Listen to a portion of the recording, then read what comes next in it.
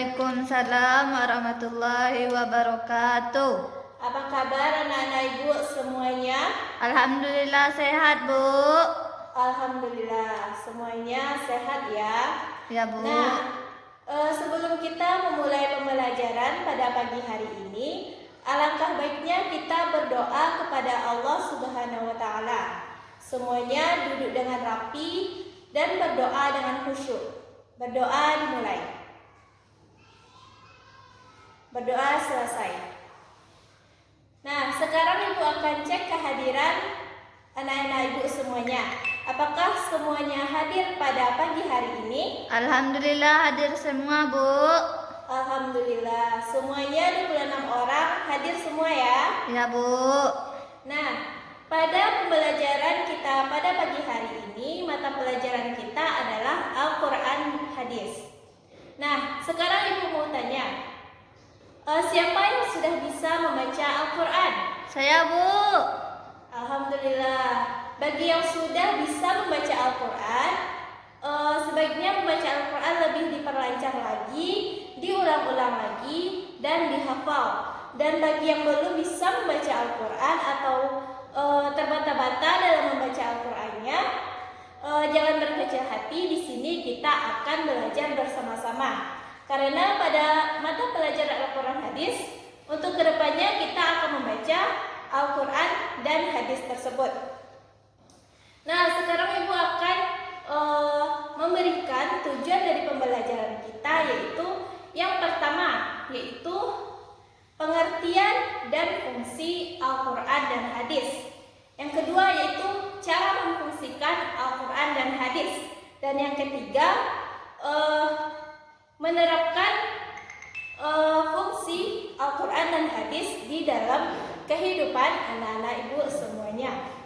Nah, kriteria penilaian yang akan ibu ambil yang pertama yaitu tes tertulis, dan yang kedua yaitu tes lisan yang akan ibu sampaikan selanjutnya. Sekarang kita masuk kepada materi pembelajaran kita pada hari ini, yang judulnya yaitu Al-Quran dan hadis sebagai pedoman hidupku.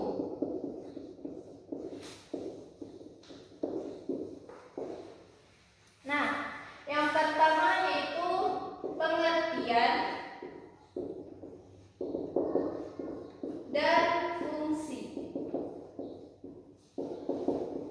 Al-Quran.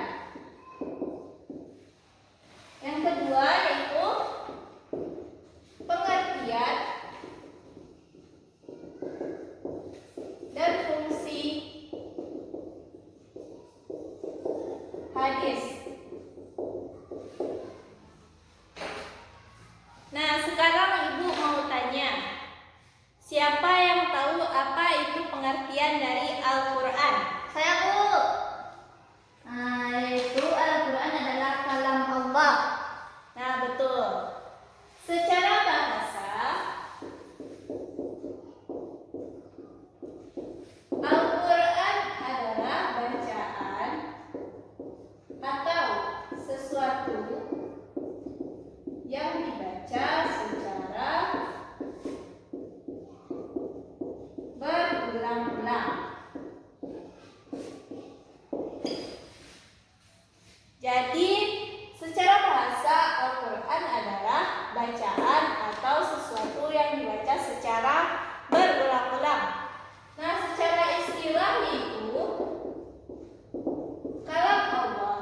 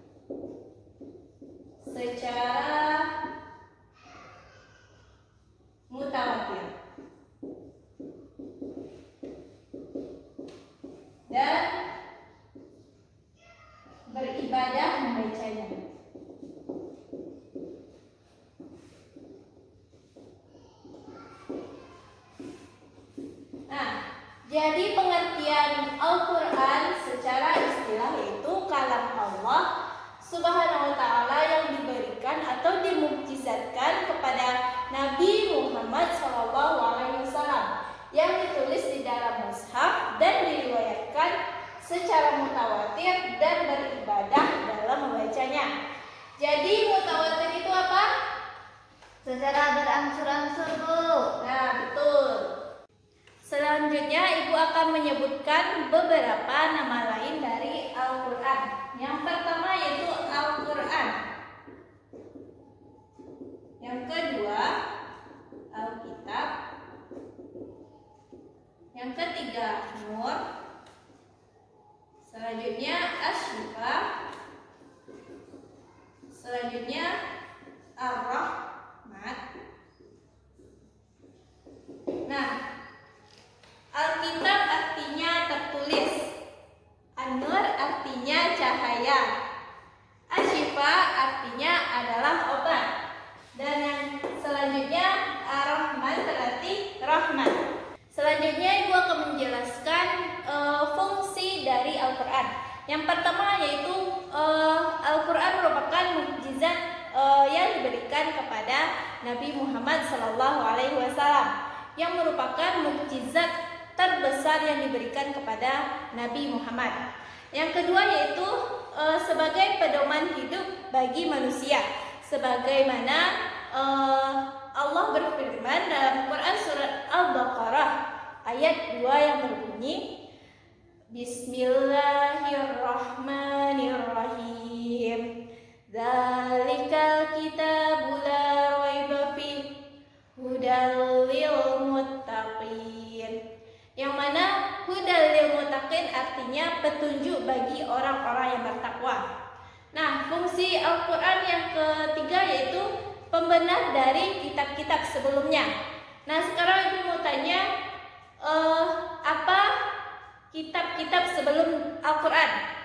Siapa yang tahu? Saya, Bu. Silakan. Yang pertama yaitu kitab Zabur, Taurat, dan Injil. Nah, betul. Kitab sebelum Al-Quran yaitu Taurat, Zabur, dan Injil. Nah, selanjutnya fungsi dari Al-Quran adalah media untuk beribadah kepada Allah. Selanjutnya yang kedua yaitu pengertian dan fungsi hadis. Siapa yang tahu apa itu hadis? Saya, Bu. Ya. Artinya baru, tidak lama, ucapan atau pembicaraan. Nah, betul. Itu dari segi bahasa. Secara bahasa, hadis adalah baru, dekat, dan khabar. Sedangkan menurut istilah, yaitu segala sesuatu baik berupa perkataan, perbuatan, dan ketetapan yang dilakukan oleh Nabi Muhammad SAW. Selanjutnya fungsi dari hadis. Yang pertama, menegakkan dan menegaskan hukum-hukum yang ada di dalam Al-Quran. Yang kedua yaitu membuat dan menetapkan hukum-hukum baru yang tidak ada di dalam Al-Quran. Dan yang ketiga yaitu menguraikan dan merincikan yang global atau mujmal. Nah, apa materi yang kita perbincangkan hari ini? Tentang Al-Quran dan hadis sebagai pedoman hidupku, Bu. Nah, betul. Sekarang Ibu mau bertanya. Siapa yang bisa menjawab? Kita kasih apresiasi. Pertanyaannya adalah, apa nama-nama lain dari Al-Quran? Saya, Bu. Ya. Yang pertama yaitu Al-Quran itu sendiri. Yang kedua yaitu Alkitab. Yang ketiga An-Nur. Yang keempat Asy-Syifa. Yang kelima Rahmat. Ya, betul. Yeay. Nah, semoga pembelajaran kita pada siang hari ini mengenai Al-Quran dan hadis sebagai pedoman hidupku dapat diterapkan dan diulang-ulang di rumah ya. Ya, Bu. Nah, kita akhiri pelajaran kita pada siang hari ini. Assalamualaikum warahmatullahi wabarakatuh. Waalaikumsalam warahmatullahi wabarakatuh.